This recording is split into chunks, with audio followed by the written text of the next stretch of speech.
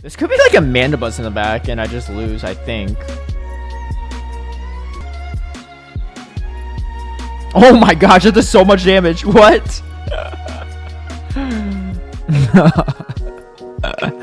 This thing's insane.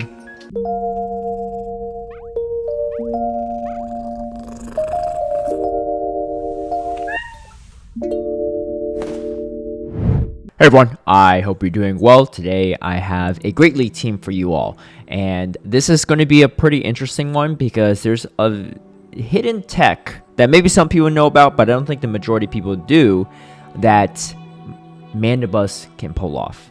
So keep watching the video and I'll tell you what that is. So you're going to see it in one of these battles. The team I ran in Open Great League is a Gastrodon with Mandibuzz and Talonflame. Now the movesets here are really important. Talonflame's running double flying movesets with Brave Bird, Fly, kind of the standard these days, but some people still run Flame Charge. Mandibuzz running Air Slash. Air Slash is much better into Drapion, into the fighters, into fairies, right? Like, it's not going to beat Azumarill, but has more play into it. And the key point is Air Slash actually does a little bit more damage than Snarl, but it doesn't generate energy as fast, so keep that in mind.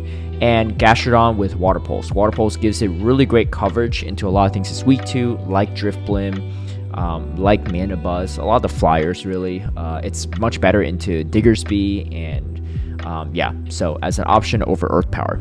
There's some matchups you lose, but overall, I found it a lot better. Anyway, I was able to climb a decent amount with this team, hovering around the legend range for the most part. I think I peaked around 3100 elo, but a couple of my patrons have hit legend with this team as well, and a lot of them have just climbed a lot with it. So I think it's actually really good in this current meta. And let's dive into footage and I'll tell you about that secret tech. Before we get into the battles, I want to give a big shout out and thank you to all my patrons who've been supporting my content creation. If you'd like private one-on-one coaching, scrims against me, some of my league guides and strategies ahead of time, or even tune into my live stream battles, feel free to sign up through the Patreon link down below. Kick things off, we have a Shadow Cancel Marowak into the Gastrodon. Now, in the lead matchup, this is actually pretty favorable for me, but I like to swap out right away in this situation because both your Pokemon in the back have play, and if they do have a Rock type, a Steel type, a Fairy in the back, you really want to just draw it out, right, so that your Gastrodon could lock into it. Now, this is a really hard counter matchup, unfortunately, for my Mandibuzz, so it's not great. But I was able to force my opponent to throw energy, which is nice, because, yeah, they probably could just Rock Throw down, honestly. But that's nice because I could just go for the Mud Slap down at this point and get as much energy as possible. They get to a final move. You just can't shield at this point, right? I don't have shield advantage. I don't have switch advantage, so I just need to do what I can here. And then in comes a Dewgong. I have a little more neutral play here, and this is the whole point of the Mandibuzz. You draw out any rock types they may have, and maybe a Azumarill they may have, and you'll be in a much better spot. It is going to be a Rock Slide, which is not ideal, but at least we shield we didn't shield a bait there. And then I now have another move loaded, and the timer came up. And this is where the Water Pulse is nice. So I think Earth Power probably would have done it anyway, but Water Pulse is nice for the instant KO. And again, even in that hard counter matchup, we can still potentially pull off a win. Let's see what happens here. Fly's not enough, but Icy Wind is going to do some damage. However, it's only neutral and able to pull it off. So even in those dire situations, you can pull off a win with this team. But just wanted to start with some harder leads here. Drifblim, kind of annoying for the team. It has a lot of play into the whole team because this is where Snarl Mandibuzz would be much better.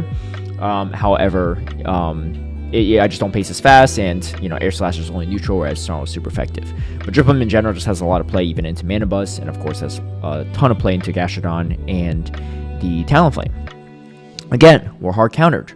The most important thing to realize in a lot of situations is when you're hard countered, should you spend a shield or not?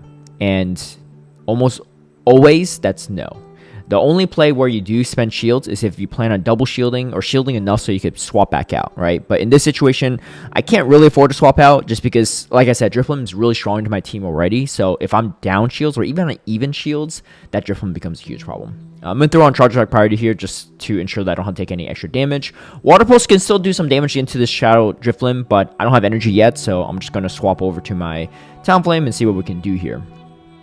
And they're going to throw the Icy Wind. Unfortunately, you have to shield anyway because it's going to do a decent chunk of damage just from Shadow Drifblim.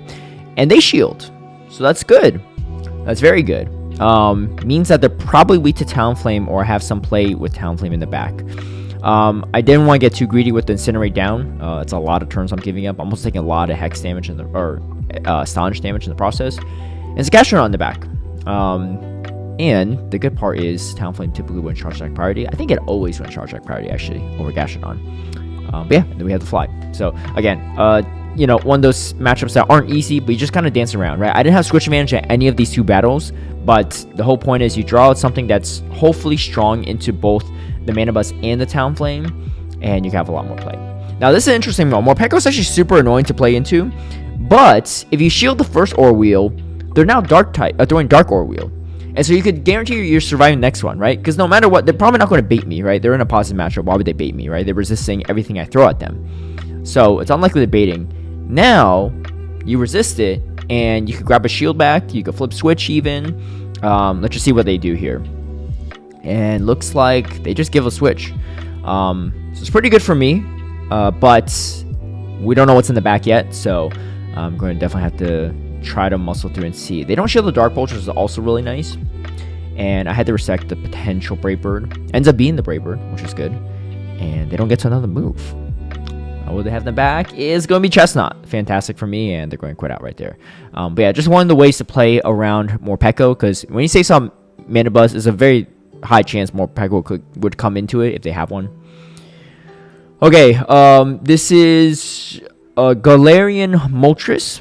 Definitely a core breaker because it has win cons against my entire team. It could beat Mandibuzz. Air Slash makes it a little bit better for sure, but they just still get to the Ancient Power super quickly, and it definitely could one-shot the Talonflame, so that's not good. And they boost. This is not looking good. Bad lead, core breaker lead, and a boosted Moltres. Not great for me. But that being said, I am able to land the second Aerial Ace and take it out before they get to a move. I'm actually surprised they didn't get to a move. They must have just like fainted out with the move. I'm going to swap over actually to the Gastrodon, mainly because if they have something that I need my Moltres for, or I need my Mandibuzz for, this Gastrodon probably doesn't have a lot of utility, is my guess, because they never swapped out, so they probably have stronger Gastrodon checks in the back. I'm going to just shield up here and see what happens. Ends up being... what was that? Oh, their own Gastrodon. Okay. That's really good for me. And then... yeah, I mean, it just depends on if they have Water Pulse or not. It's going to be a big factor here. If they don't have Water Pulse, I'm in a good spot. Oh, actually, they don't even get to move. Even better. Yeah, and then we're able to take it out. Yeah, Talonflame is really, really strong in this meta, in my opinion. I think you just need to know how to position it well. Speaking of core breakers, this is probably the core breaker of core breakers for my team. Shadow Dragonite.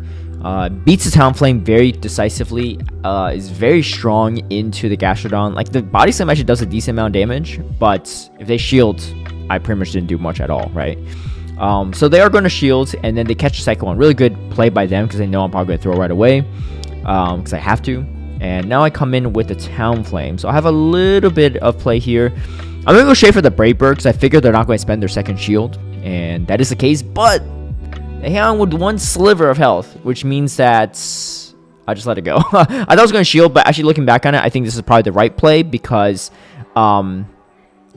they probably have an answer for in the back. They could also just Dragon Breath me down. I don't know. I think at this point, I'm just putting everything on the Mandibuzz and seeing what we can do here. Obviously, if I just get hard counter in the back, I just lose either way. Really great catch, though, on the Talk Specs. And...